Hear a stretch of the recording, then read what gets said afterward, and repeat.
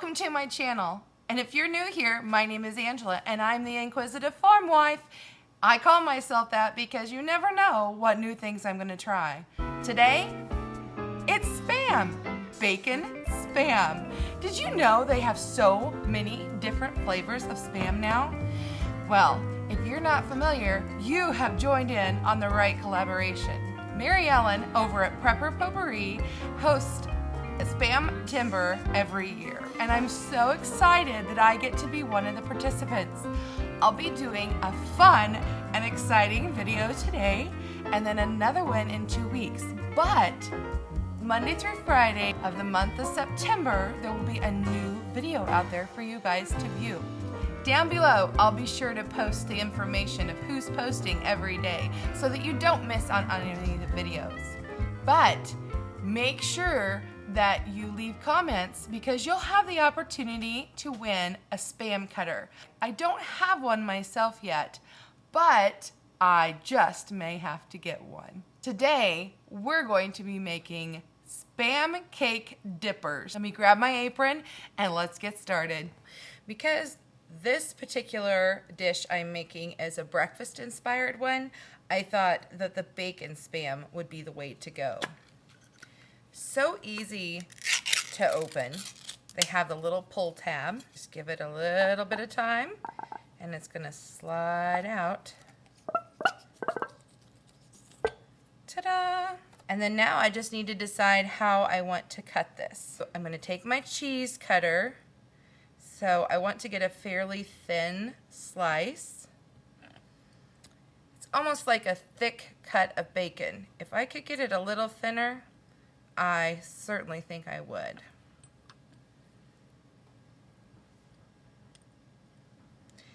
And if I had that special Spam cutter, I could cut this all at once.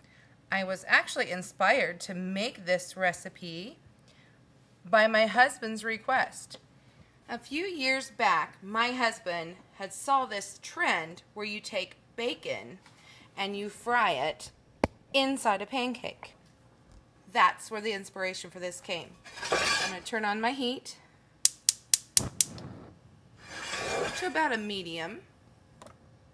With cast iron, you let your cast iron warm up first, and then you add just a slight bit of oil. So now that the pan has gotten warm, I'm going to choose to use vegetable oil. You can use any oil of choice. It won't take much, but we don't want it to stick.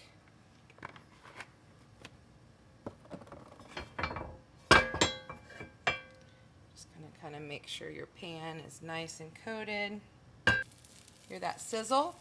We're going to fry this up and get a nice, see if we can't get a nice little bit of a crispy edge to this. Now over here, I'm going to, my plan was to cut these maybe even after I had went ahead and fried them in the pan, but I'm going to take these and we're just going to go ahead and slice them and see which way we like to cook them better. If it's better to cut them before or after.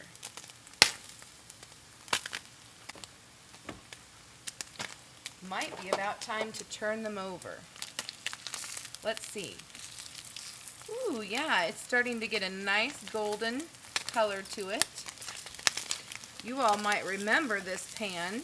It is the one that I found at the thrift store, and I learned to refinish it myself. If you'd like to see that video, I'll make sure to have an iCard somewhere in here. Let's see if maybe I was able to get the other side a little bit more crispy. My husband likes his bacon crispy. There we go. See that on the edges? Right here?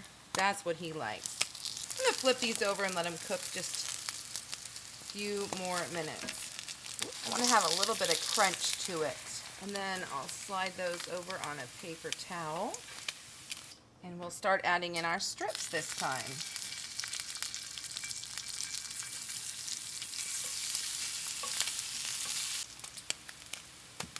Okay, I went ahead and grabbed tongs like I would do a typical bacon piece. A little easier to flip. Oh, that's nice and golden. That's perfect.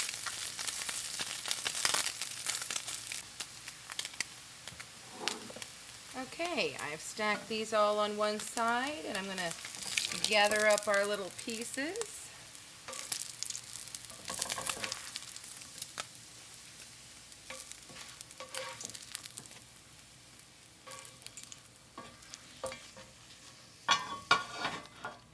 And now back over to the kitchen counter.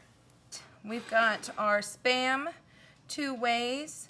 I do think that I like the strips like this better because then the little inside piece will get crispy. But I think these would be nice just to have to serve, you know, on the side. I need to make a quick pancake mix.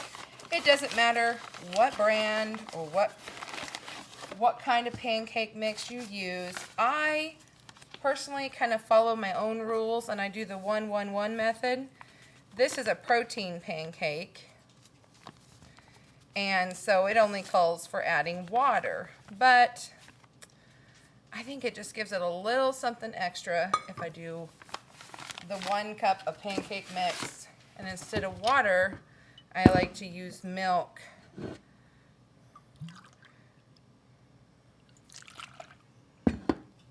And I like to add an egg.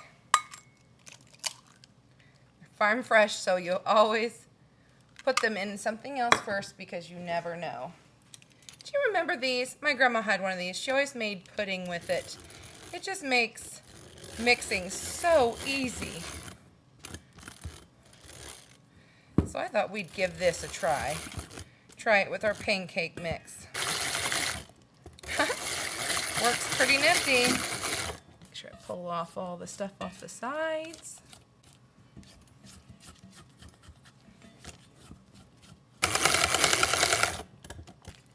Perfect. I've turned the stovetop back on. Our pan is still warm. If you have a bottle like this, you can cut the tip off and use it.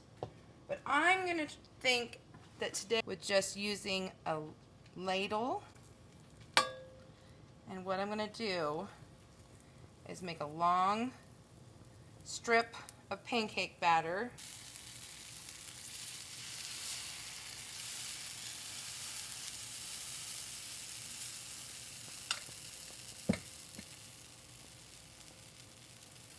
Add in our Spam stick. And top with more pancake batter. Bubbles forming, so I think it's time to flip it.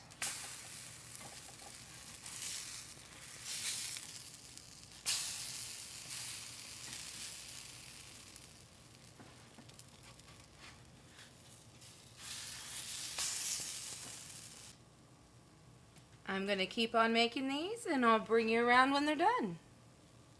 I have just a few pieces of the Spam left that can be served on the side or just used however. Maybe fry up some eggs to go with this.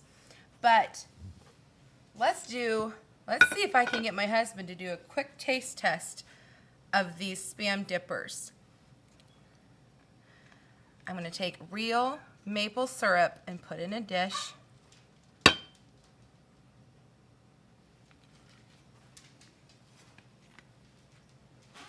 And we'll grab some of these prettier pieces. And all you have to do is just kind of trim up. And here you have it, SPAMcake Dippers.